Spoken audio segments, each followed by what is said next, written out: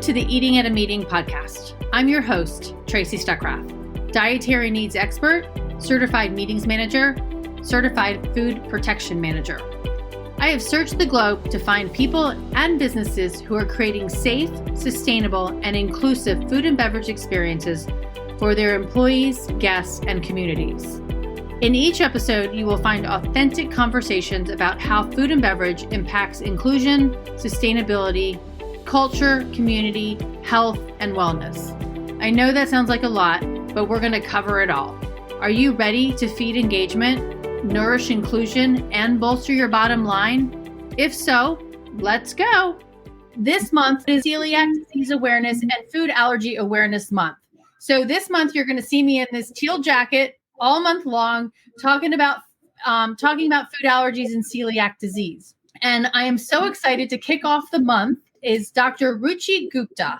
She is the director of the Center for Food Allergy and Asthma Research at Northwestern University and the Lurie Children's Hospital. And Ruchi, we chatted last year about food allergies and your study on adult food allergies. That's right.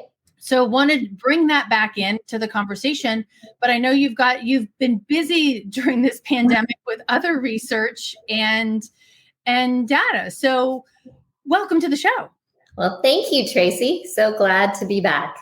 Thanks. Okay, so let's jump in with food allergy, adult food allergies, or current statistics on food allergies. Yeah, that would be fun because we recently published 2 papers, 2018 on kids and 2019 on adults, and the data is just fascinating. So the kid data, and I think people are more familiar with, about 8% of kids have food allergy, about 1 in 13, 2 in every classroom.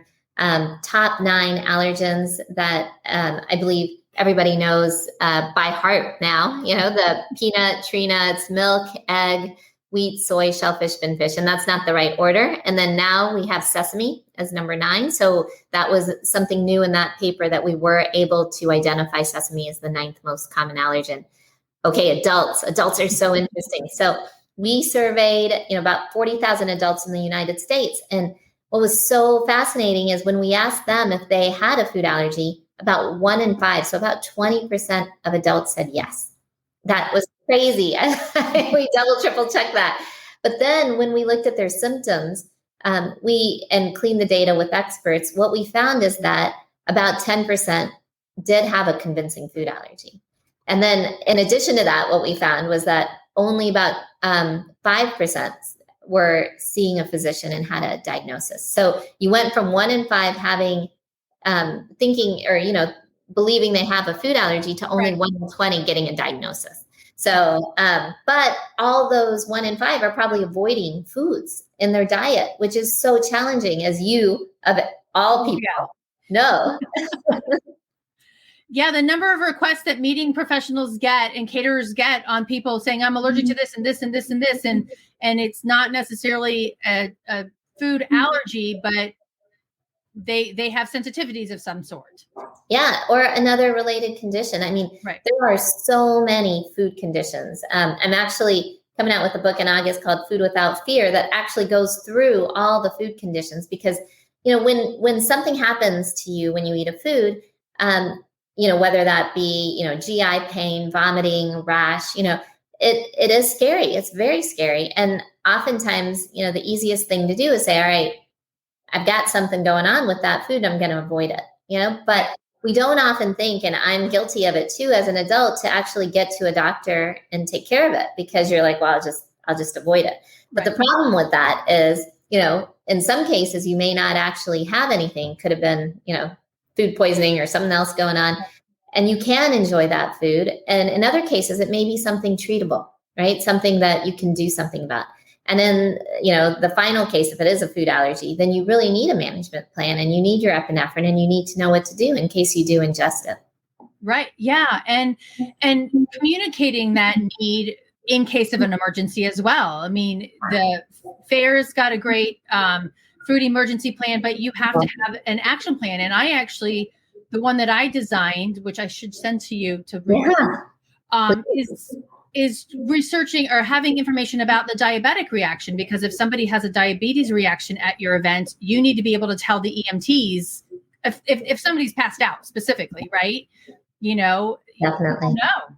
Yeah, that's exactly right. And, just knowing all of those, because what's so complex with food allergies is you can have any symptom, right? You can have a rash, you can have the vomiting GI stuff, you can have, cardiovascular drop in blood pressure and fainting like you're talking about, you can have respiratory difficulty breathing and throat closing. So there's just so many potential symptoms because it can impact any organ system that it's really important to understand and to have people around you understand it.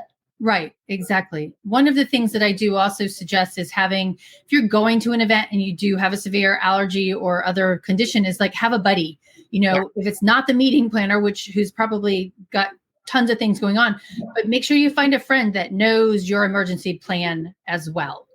Yes. Yeah. And that is something we really push, especially in adolescents and college age students. You need to let people know. Because that is just people say having peer support and someone else watching out for you is just so critical, to avoiding allergic reactions and anaphylaxis. Yes, exactly. Okay. So in the statement you said a few seconds ago or minutes ago, you said 9 top food allergens. Yes. It just became 9 a week ago. Yay. So exciting. Yes. Yeah. So everybody, if you saw my post, it's about the FASTER Act, which was actually signed by President Biden on April 24th. And so a couple of things that are into that act is one, that it names sesame as one of the top food allergens in the US.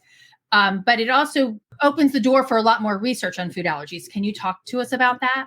Yeah, what's so great about it, like you said, sesame, and I'm so proud to be a part of that, because once we knew we needed data on it, we did make sure that we published a whole paper just on sesame allergy. So they had all the data they need. And I just want to point out, sesame may be number 9, but even all over the world, and when we talk to our European colleagues, for sure, it is becoming more and more prevalent. And it's such a difficult allergy for people because and you can probably talk more about that, Tracy, how many hidden foods it's in. It's hard to identify. Well, I should go get it. I did a video last week, just a thing. I put some sesame seeds on my finger and I'm like, this little tiny thing can kill somebody, Oh, no. Well, yeah. But it's in sauces and different types of food. So having it clearly identified it's so important. And I think this is just going to help so many. And so, yes, so that part I'm really excited about. I'm happy to talk more about sesame data later, but I do want to talk about the other FASTER pieces that are often overlooked because they're a little vague, but it basically, when you talk about research, it is handing over to the government to be able to report on food allergies more. And so one thing that's really important to me is, that public health data. And that's what we've been doing since I started my career in food allergy 16 years ago is really trying to pull together numbers, accurate numbers, So in 2011, we published our first paper with the 8% of kids having food allergy. And then in 2018, 2019, now we published kids and adults. But this is something that, moving forward, it shouldn't be done by, one lab. It should be something done, nationally, in a national government survey, which they do. They monitor so many health conditions.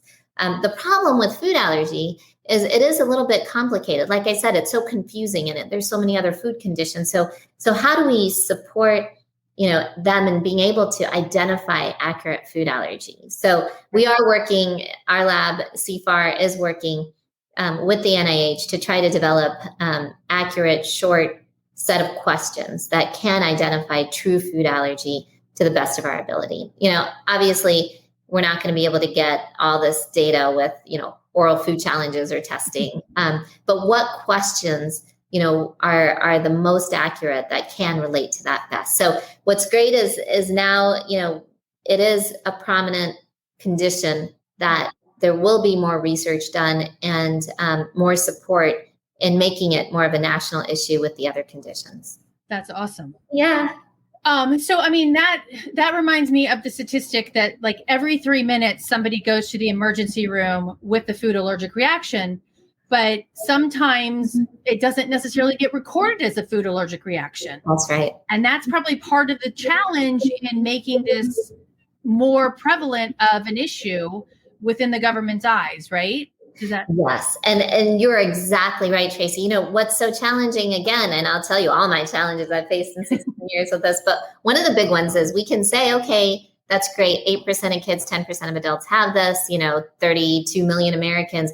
But what they want to know is, well, so what, right? Like not many people, like what's the morbidity? How many people are truly suffering? What is the kind of healthcare costs to this from the individual and from society? And so that's when we published our last paper that we're redoing on economic costs to show that it costs the US $24.8 billion a year. And It costs individuals, for every food allergic child, it's about a $4,000 a year cost for that child. And, those can be under or overestimated depending on where you live and your income bracket.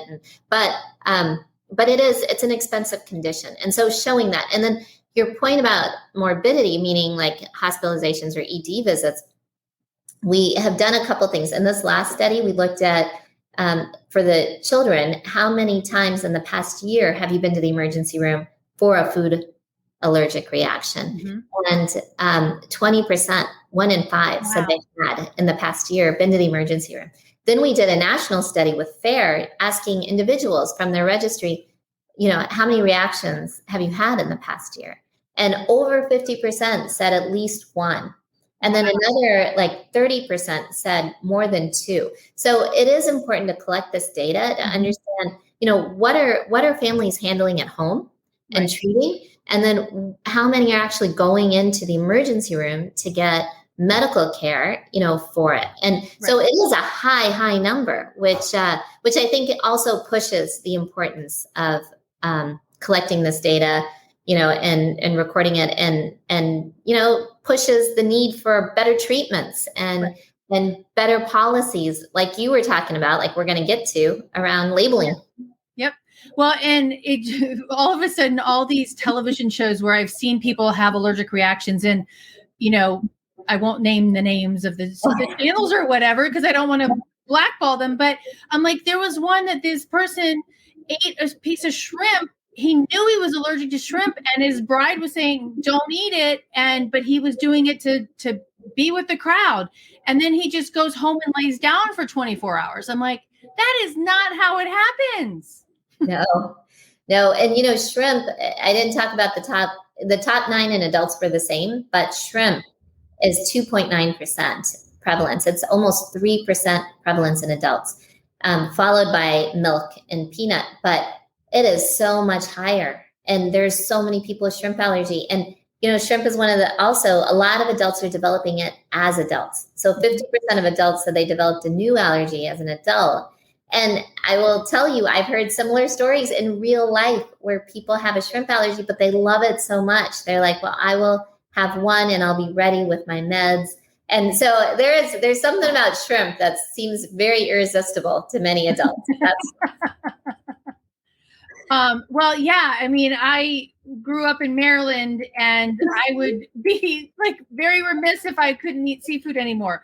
But if it's going to kill me, I think I would give it up. You know, I mean, great. Hello. And, I was talking to somebody the other day, and like, she was saying, yeah, my tree nut allergy does send me to the emergency room, right? But my egg allergy doesn't. I'm like, but you never know when that egg allergy is going to send you to the emergency room, because it can waver, or not waver. It can just all of a sudden turn dramatic. Well, and you're right. And this is an area that we really need to better understand in food allergy. We don't understand severity, right? But you're asked it all the time. For my daughter, I'm asked everywhere she goes, well, how severe is her food allergy? And I'm like, well, we don't have a scale. She's like, can she be around it? And I'm like, I'm the expert, and I'm getting asked these questions, and I don't know how to answer them. So like, who does? Who can answer that? But everybody wants to know, like, is this a kid that's going to have an anaphylactic reaction, or is this a kid that's going to have a couple of hives?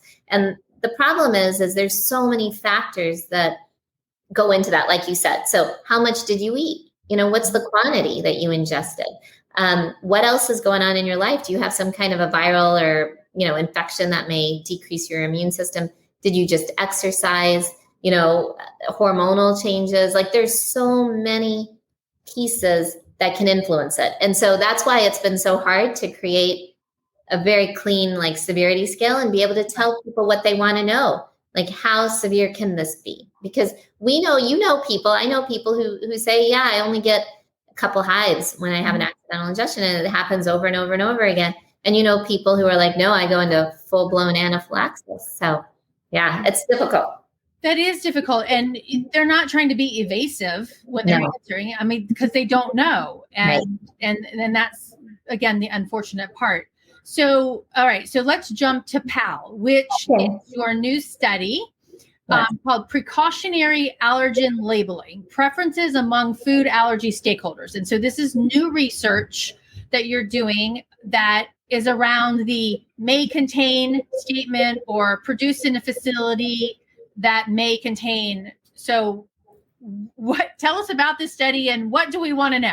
Yeah, this is, I'm sure everyone with a food allergy, this makes everyone crazy. And it's made me crazy for years, with my own daughter. And so, it's an area that really requires some new policies and more work. And so this study was one where we wanted to better understand, we published a couple in the past, and then this one was, okay, tell us what you want.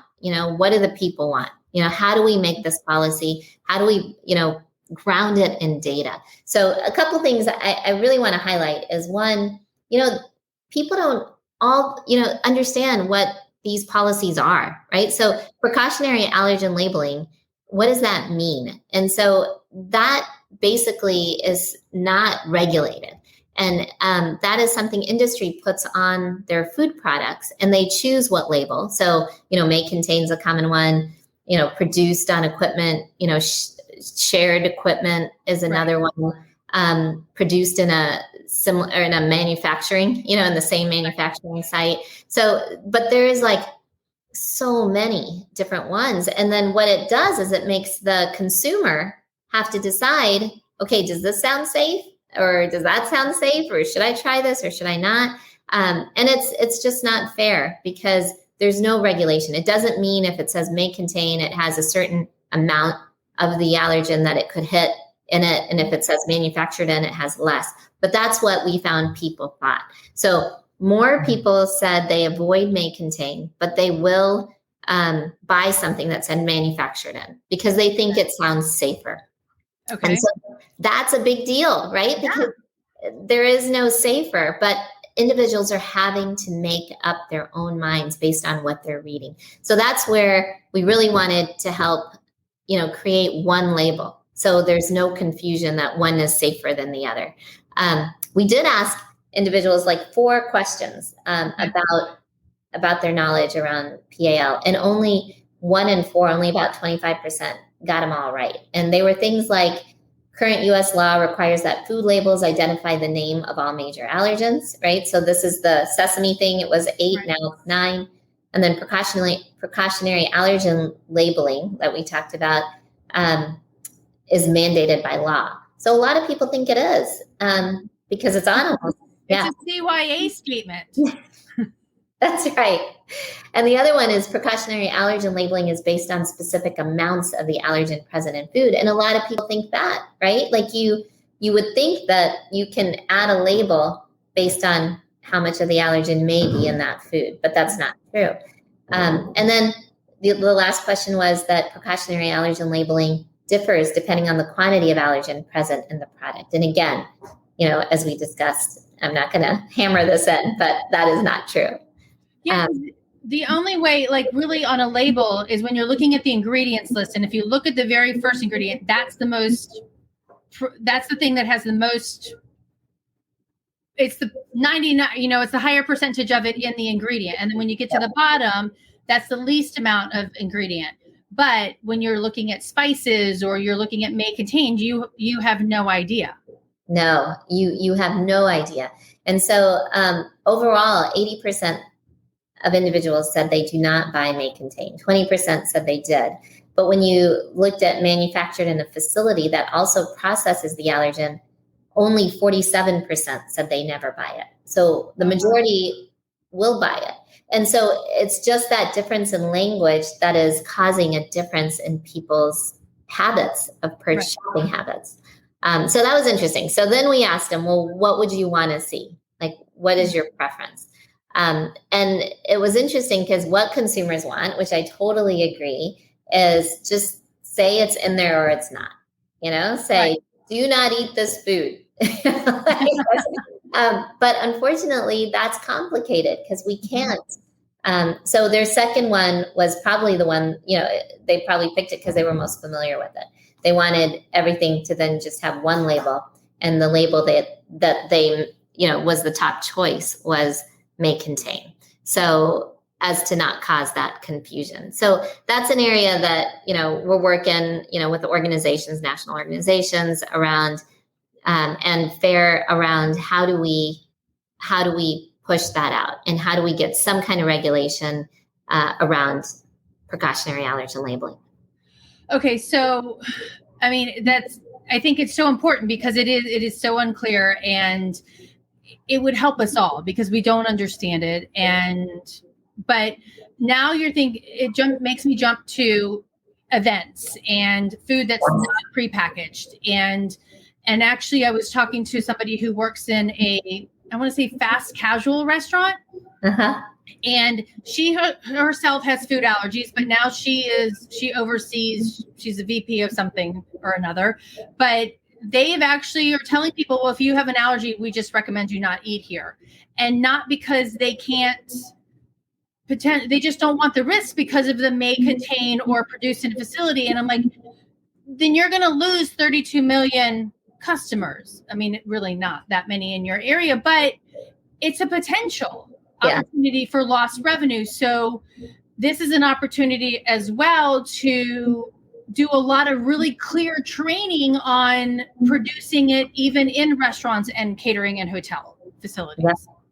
That's exactly right. And yay to events again, huh? Yes, totally, How much have we been missing that? So exciting that there will be events happening again. And how do we now, as we initiate events again, keep them as safe as possible? Right. And that is definitely frustrating. I think we've all faced that. We've had really great experiences with events and restaurants who take really good care of you. And then we've had some that say, I don't recommend you eat anything here, because I can't guarantee anything. And that's really challenging. I mean, we just went out to dinner recently, and that happened to my daughter, where we went ahead and told them and then ordered. And then after we ordered, the chef came out and said, well, we don't know what's in all the spices.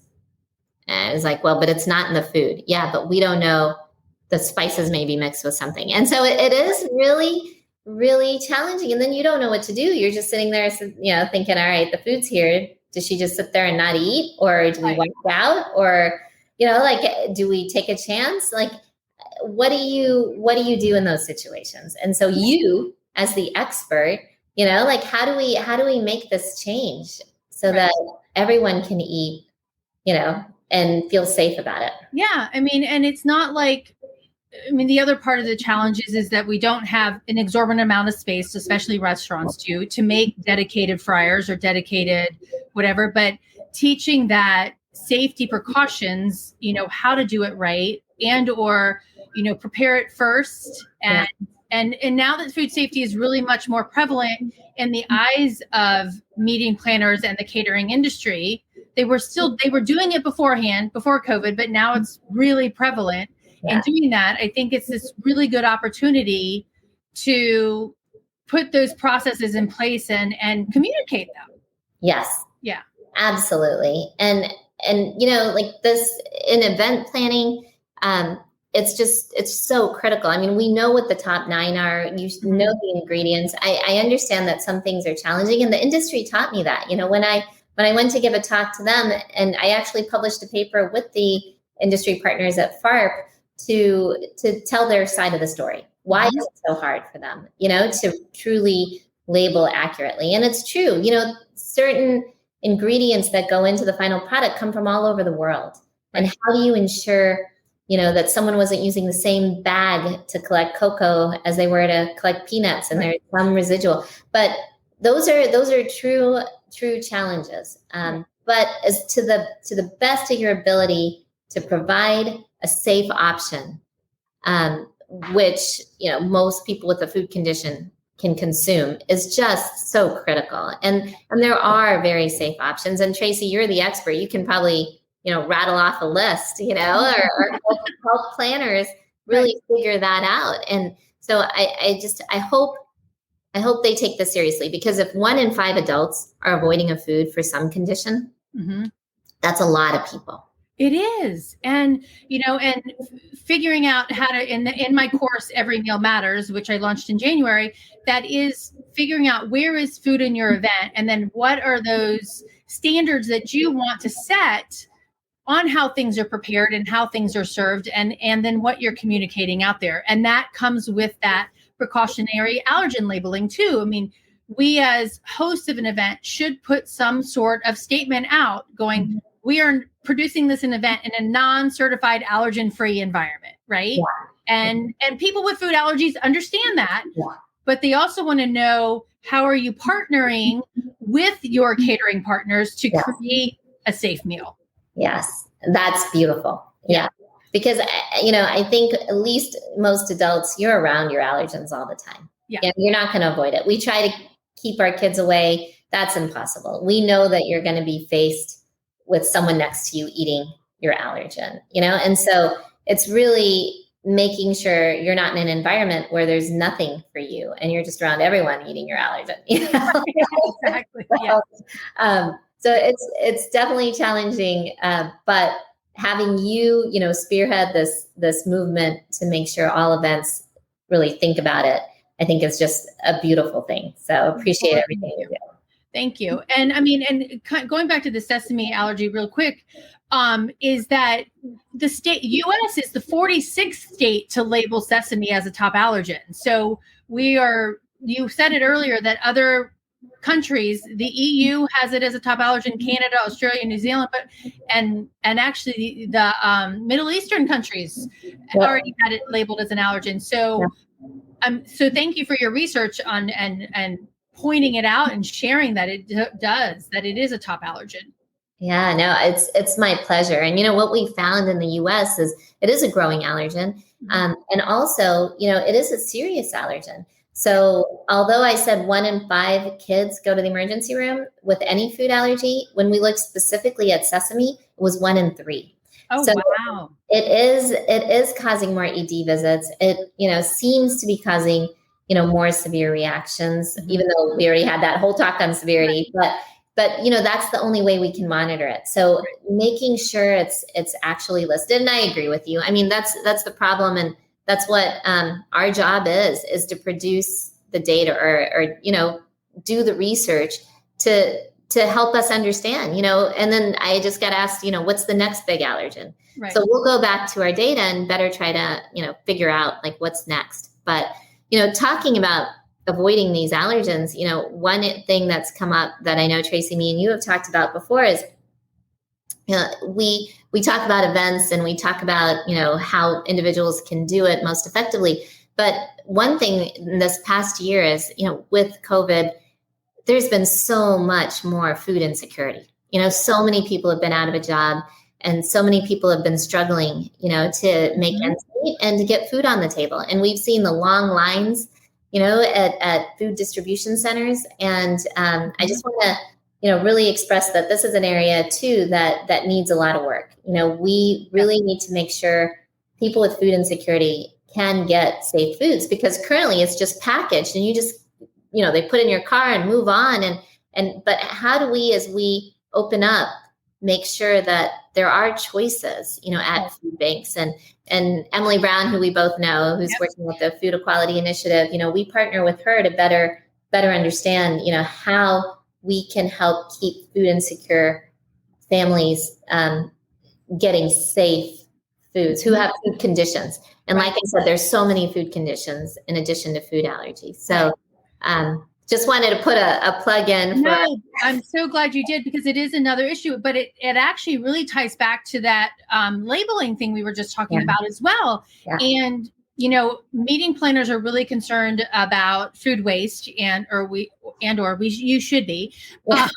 And, if we do have excess food at our events and we're choosing to donate that to a food bank or any other kind of community outreach, we need to make sure that what we're serving is labeled, so that when it does go to those facilities, that somebody can safely choose that. Yes. And so it is so tied. Everything is tied back together. But it also reminds me of, Colleen from Zigo Foods, truth in manufacturing and being truthful on your labels, and the fact that spices don't have to be spelled out on labeling and things like that. That makes it, some of that may contain statement as well. Right. No, that makes sense. And, how can we now, since we've been through COVID and we're so used to all this virtual stuff, right? Like how can we use that to our advantage? So like one of the things she's doing is creating a marketplace, and can we make food as medicine in some way so that physicians can write prescriptions around it? Or, what do we do to work with WIC and other, governmental agencies, Feeding America, to make sure we get some data and keep things safe. And so, there's so much to be done. Yeah. Well, and her one statistic, and her one data point, I should say, is actually that, like on WIC, it says you can buy whole wheat bread, but as a person with food allergies to wheat or to gluten-free or celiac, you can't buy whole wheat bread. And then the WIC program doesn't allow you to buy the gluten-free bread. And so you're spending that money, and everybody, I'll give you the links to Emily's data on the cost of these food free from foods that actually put the burden in food insecurity. Yeah. I wanted to bring up this statement here that my chef Francois Angenbach from South Africa put up here. Conscious and inclusive food and beverage offerings and operations could significantly reduce physical expenditure. This is a very underrated subject. And it's so true, because you could save money by thinking about how you're producing your food and beverage in your catering operations. That is exactly right. And, we are trying to work, and this may be something to partner on. If there's any restaurants or event planners who want to talk about, because you have to note anytime anyone has a reaction, right? So let's publish it, because if people see how many times it causes an issue, right? Then it makes more sense. So and that's when we published the economic paper. I mean, the expenses, the top out-of-pocket expense was for special foods. And that makes sense. I mean, we know that, right? Mm-hmm. But to actually publish it and say, this is how much more it's costing these families to get safe foods. Because, the other thing we still don't have is, like, in a grocery store, you don't have a food allergy aisle where you can get free from stuff. You have a gluten aisle now, which is great, but not a food allergy aisle. So a lot of times, if you really want just free from and you want it simple, you have to go to specialty stores, which not everyone can access. So that's more expensive. Or you buy ingredients and have to cook at home, but I don't know how many people have, the ability or time to do that either. I was thinking the same thing. I mean, and going online and Googling recipes for free from, because I mean, I'm not a recipe developer. I started doing recipes 10 years ago when I started this, and it's hard to figure out the right balance of that gluten-free flour or, doing all these other things. But there's some really good experts out there to do it, but it's not taught in culinary school. Yep. So it's a big challenge in understanding how that does. And whoever figured out that aquafaba, the liquid from a chickpea can be a replacement for eggs, who knew? I so appreciate the amazing, chefs or people who are publishing their recipes, who just find something and publish it for the world to know. Right. It is so helpful. And with the world so connected, there are so many great recipes, and all the wonderful food allergy community for putting out there what they have. But still, it is an extra step, and not everyone has the time or ability to do that. So again, just like what you said, it can be a money saver if people take it into account, because what we found from industry is the number one cost to them were recalls, so, and then when I've talked to even restaurant owners, what they've told me is, we get a lot of food reactions. And so I'm like, that's great. And that's not great, but it's great to know, is there some way we can get some of that data and put it out there for publication? Right. So people see, the cost of having a food allergic reaction in a restaurant and having to deal with that for a restaurant versus, putting into place very, very strict rules, and I know a lot of other organizations are working with restaurants, but with event planning, I think you're pretty unique in that, Tracy. Yeah. I'm trying. Lots to do. But I mean, it does remind me also, Shandy with Certastar, and her technology that allows you to upload your recipes, into their database. And it gives you and I the ability to go into a restaurant, and she codes it green. Yes, you can eat it. Yellow, it's like that may contain cautious thing. And then red, stay away. Right. But it helps. One of her statistics, this was really interesting, or two statistics, is that it takes the allergy conversation is a 12 to 15 minute additional time for somebody to have when they're trying to figure out that menu. And so for a restaurant or a catering person, that's 15 minutes of lost time on another cover, right? But then also the fact that a food allergic person's bill is 37% less than a regular diner's bill, because they're choosing safe food. They're choosing a baked potato or steamed broccoli because they're not ordering the filet mignon or whatever because they can't trust you. Right. So too many things mixed in. Wow. I never thought about that. That's really interesting. So, and with you and with me, I'm like, when we choose a restaurant and or a hotel or a catering company, we're going to choose the one that fits me versus fits the rest of the crowd. Does that make sense? Totally. Yeah.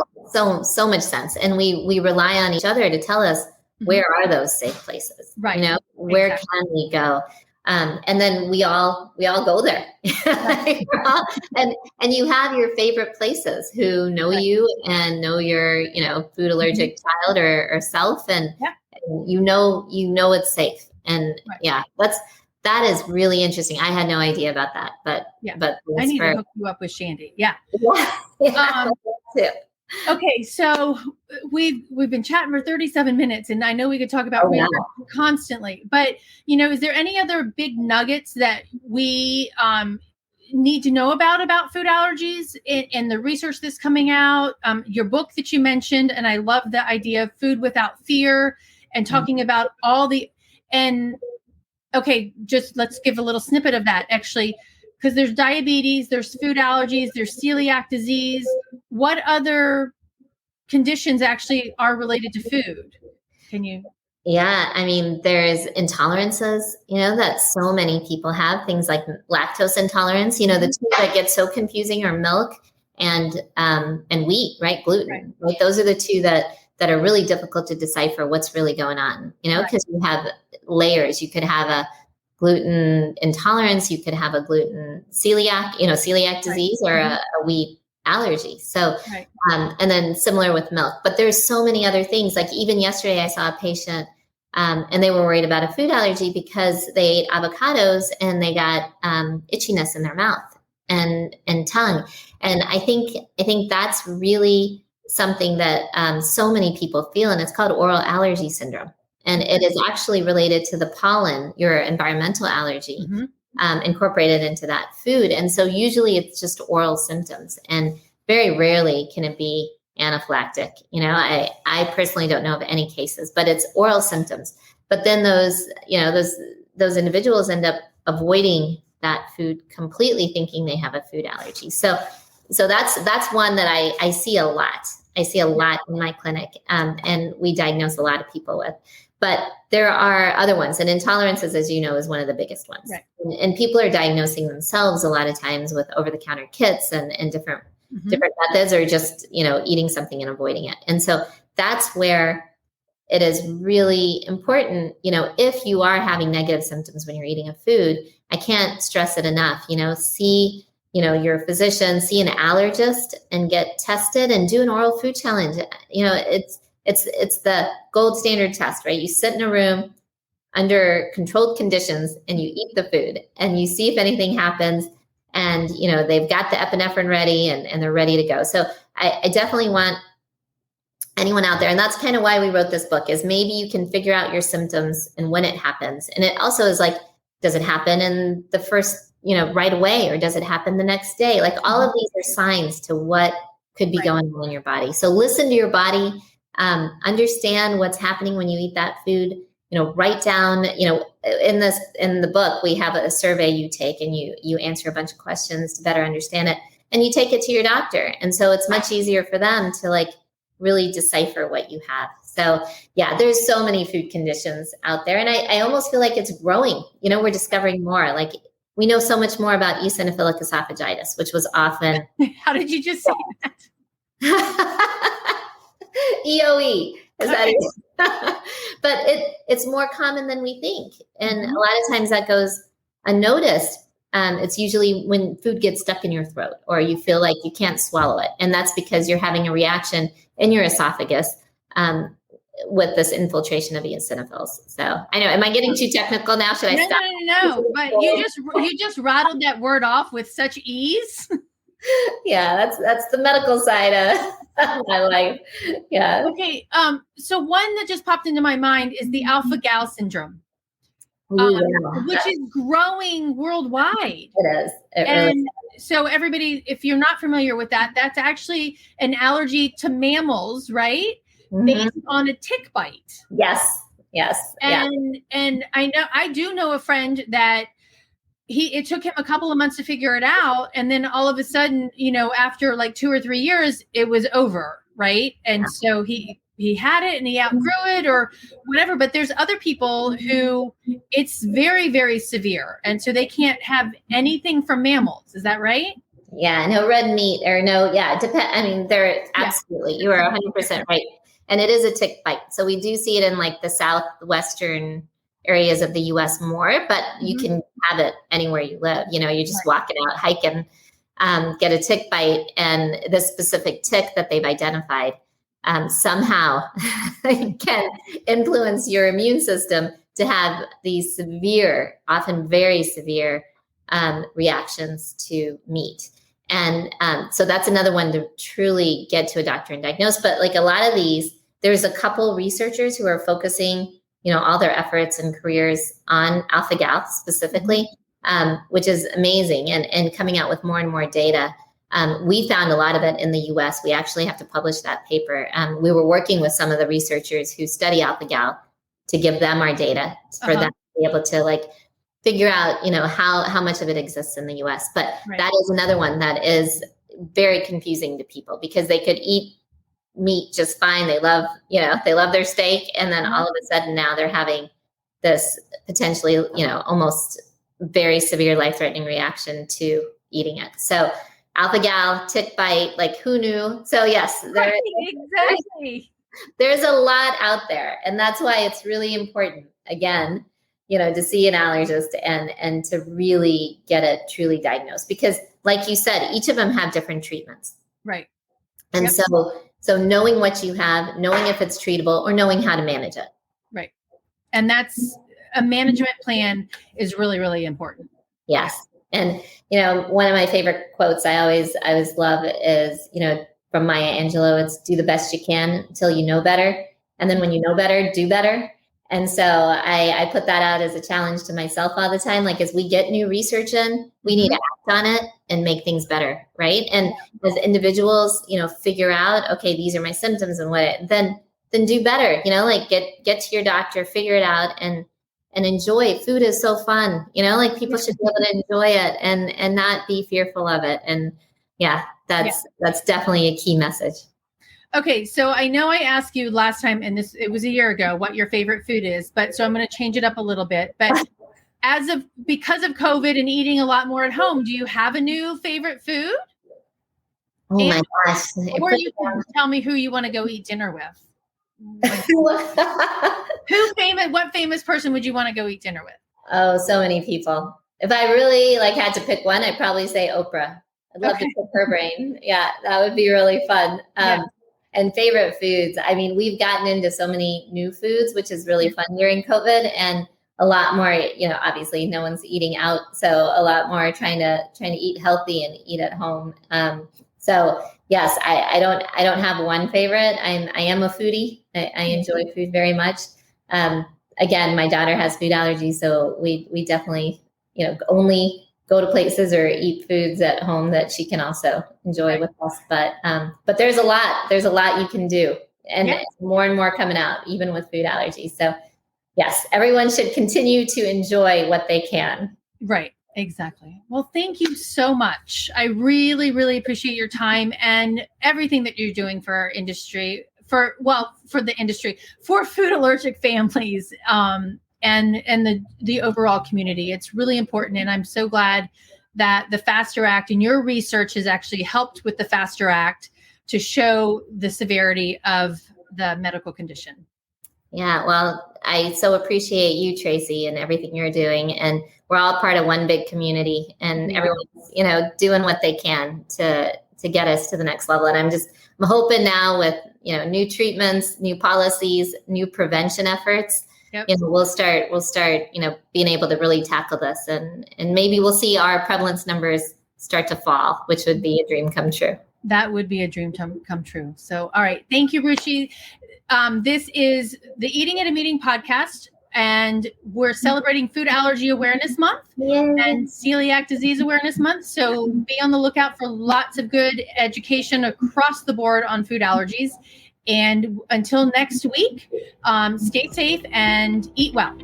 Thanks for listening to the Eating at a Meeting podcast, where every meal matters. I'm Tracy Stuckrath, your food and beverage inclusion expert. Call me and let's get started right now on creating safe and inclusive food and beverage experiences for your customers, your employees, and your communities. Share the podcast with your friends and colleagues at our Eating at a Meeting Facebook page and on all podcast platforms. To learn more about me and receive valuable information, go to tracystuckrath.com. And if you'd like more information on how to feed engagement, nourish inclusion, and bolster your bottom line, then visit eatingatameeting.com.